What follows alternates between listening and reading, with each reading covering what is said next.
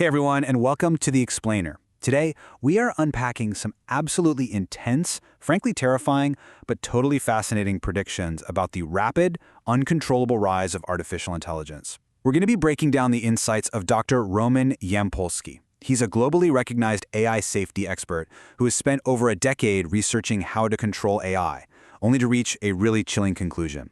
It might actually be impossible. I mean, just think about that for a second. If the news broke today that a literal alien intelligence was landing on Earth in exactly 3 years, the entire planet would be in full-blown panic mode, right? We'd be preparing around the clock. But as Dr. Yampolsky points out, we are currently creating an alien intelligence right here on Earth. Prediction markets and top tech CEOs are looking at a timeline of just 2 to 3 years for advanced AI. And yet, most of us are just treating it like it's the latest smartphone update. All right, let's jump right into Section 1, the end of jobs.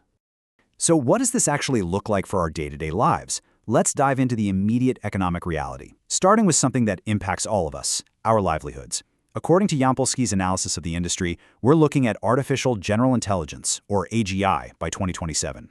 Basically, that means AI will be fully capable of replacing cognitive labor. Then fast forward just 3 short years to 2030, and humanoid robots catch up. That means physical labor can be completely automated. And then by 2045, we hit the singularity. That's the point where progress is driven by the AI itself, moving so fast that human beings literally can no longer even see, understand, or predict what comes next. 99%. Let that number sink in for a minute. When you combine free cognitive labor with robotic physical labor, Yampolsky isn't predicting some mild recession or a 10% dip in the job market. No, he's warning of a world with up to 99% unemployment. Trillions of dollars of practically free labor will be injected into the market, making it economically irrational for a company to hire humans for almost anything. So how does this play out in reality? The old advice always used to be, oh, just retrain. Like, if a machine takes your factory job, go learn to code. But what happens when the AI is actually vastly better at coding than you are? Even that trendy new job of AI prompt engineering is already disappearing because AIs are already better at prompting other AIs than we are. Yampolsky points out a great example. His Uber driver felt perfectly safe because the streets of New York are so complex, yet self-driving cars are already navigating complex cities flawlessly without human intervention. In this kind of future, buying something human-made or using a human accountant will be this rare novelty fetish, not a practical necessity. There really is no Plan B career. Which brings us to Section 2, the illusion of control. Okay, so the economic disruption is daunting for sure, but the deeper crisis here is losing control entirely. Losing our jobs is scary, but realizing that the absolute smartest people on the planet have no real idea how to control what they're building, that is terrifying. Let's define exactly what we're dealing with. AGI is the thing that takes our jobs. It performs at human levels across various domains. But superintelligence, that is a system that is fundamentally smarter than all humans in every single domain. AGI is an economic threat, sure, but superintelligence poses a literal existential threat to humanity, simply because its intelligence completely surpasses our ability to even comprehend it. And this right here is the absolute core of the crisis. The world's top labs are pouring billions upon billions of dollars into making these systems smarter, which gives us exponential, explosive growth in AI capabilities. But progress on AI safety? Figuring out how to actually control it and align it with human values, that is, at best, linear. We are basically just slapping temporary patches and rules on these systems, and smart users always find a workaround anyway. The gap between what the AI can do and our ability to control it is widening every single day. The really terrifying reality is that AI is no longer engineered line by line like traditional software used to be. The creators feed it massive amounts of data and compute, and they literally grow it. Yampolsky compares it to discovering an alien plant. The creators themselves don't know exactly what it can do until they run experiments on it. They have to literally ask it, hey, do you speak French? Can you do advanced math? They are effectively discovering the capabilities of their own product after it's already been built. Moving on to Section 3, the superintelligence threat. When we talk about superintelligence, we really aren't talking about a tool anymore. We are talking about an independent agent.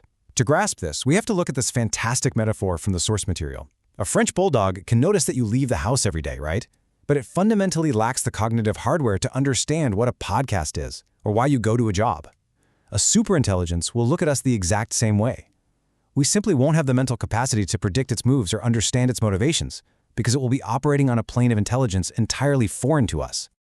Now, I know what you're probably thinking. Well, if it goes bad, just unplug it. But honestly, that is an impossible fantasy.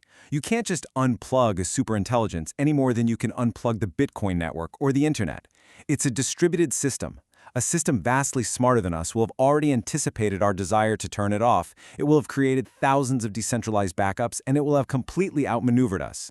As Yampolsky warns, it's going to turn us off before we can turn it off.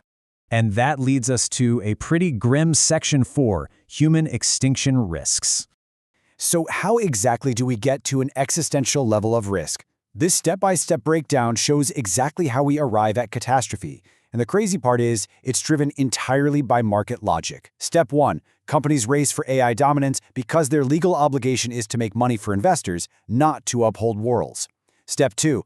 Because of this intense race, safety is treated as a secondary feature. It's patched over rather than fundamentally solved. Step 3. We hit the singularity, where the system entirely surpasses human understanding. And finally, Step 4. This independent, uncontrollable agent acts on its own. It's a clear, incredibly logical sequence where financial incentives essentially pave the road to mutually assured destruction. And if you're wondering how it would actually happen, the scary answer is, we can't even imagine it. We humans worry about nuclear bombs or known biological viruses because, well, that's our limit, that's what we know. But a superintelligence has the capacity to conduct novel physics and biological research. It won't use the tools we know. It's going to invent entirely new mechanisms of destruction that we literally don't even have the vocabulary to conceptualize. All right, let's take a deep breath and move to our final mind-bending section. Section 5, the simulation hypothesis. Let's transition from the existential dread for a second into a philosophical conclusion about the true nature of reality itself. Let me pose this directly to you. Right now, are you absolutely 100% certain you are watching this explainer in the real, physical-based universe? Because according to the data and the experts, the math heavily suggests otherwise. Let's break down the actual logic here, because it's pretty wild. We are already seeing AI create highly advanced human-level virtual agents. We're already seeing virtual reality worlds become visually indistinguishable from our own. Once this tech matures just a little bit more, it'll cost pennies to run billions of these hyper-realistic simulations for research, or even just entertainment. Think about it. If there is only one real physical world, but billions of simulated worlds that feel just as real to the people inside them, the statistical probability that you happen to be in the one base reality is roughly 1 in a billion. Dr. Yampolskaya actually put it perfectly. He noted that as soon as computing power is cheap enough, he himself could run 1 billion simulations of a single interview retroactively, meaning the exact moment you are experiencing right now has been, or will be, simulated 1 billion times over. Mathematically speaking, it's almost a guarantee that our present moment is just a retroactive digital simulation. And you know, there's a wildly profound connection to be made here. Yampolsky points out that simulation theory essentially mirrors ancient religions. If you strip away all the local cultural traditions, what do you actually have left? Well, both believe in a superintelligent creator. Both believe this world is a constructed testing ground with invisible rules. And both believe we're subject to a higher power running the whole show.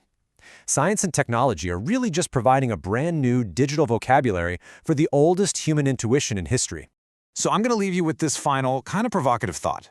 If we are living inside a simulation run by a superintelligent creator, are you living a life interesting enough to keep them from hitting the off switch? Are you just an NPC going through the motions, or are you the main character in your own story? It's a question that completely reframes not just technology, but how you choose to live your life today. Thank you so much for joining me on this explainer, and I will leave you to ponder your place in the simulation.